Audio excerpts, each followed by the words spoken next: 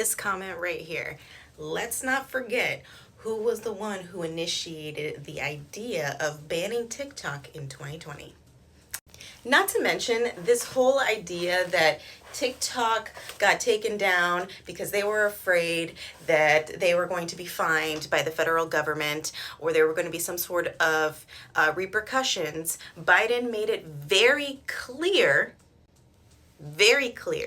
before he left office that he was not going to go ahead and enforce this bill. Then if that's the case, why did TikTok go out of their way to go ahead and close out the app for 12 to 16 hours? Why would they do that? Or why would they say, thank you so much, Trump, for working with us to keep TikTok going? I've watched a lot of videos on the matter, and the reality is that we can only speculate, right? Here, what are the possibilities?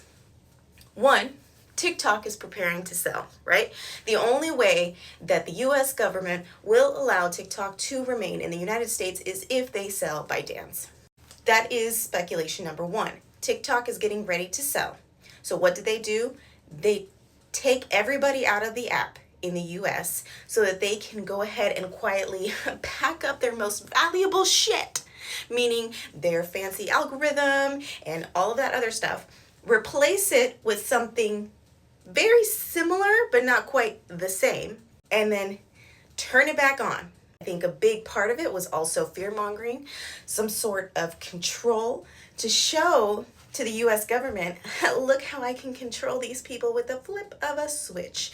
And that increases the value of TikTok as well, increasing the profit that they could potentially make from whatever deal is going to happen. For a fact, we already know that there is already some filtering going on. There are certain hashtags that we cannot search. They just all of a sudden don't exist or go against community guidelines.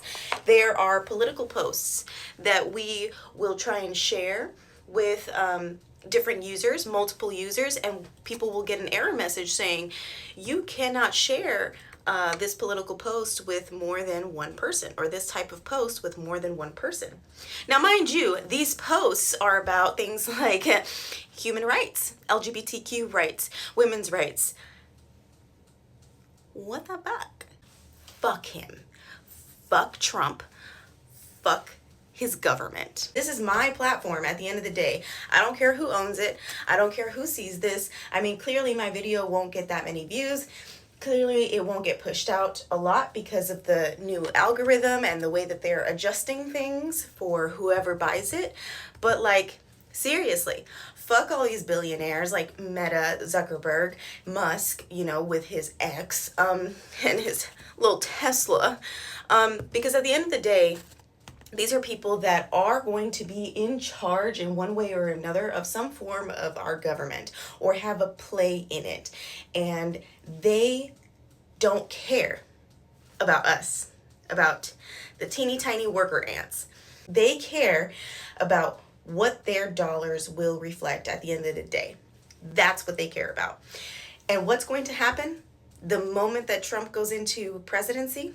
There's going to be tons of raids. You guys thought that Bakersfield was bad? That was just a little play-by-play, a little let's test it out. All right, it's not just Chicago. It's gonna be LA. It's gonna be New York. It's gonna be Miami.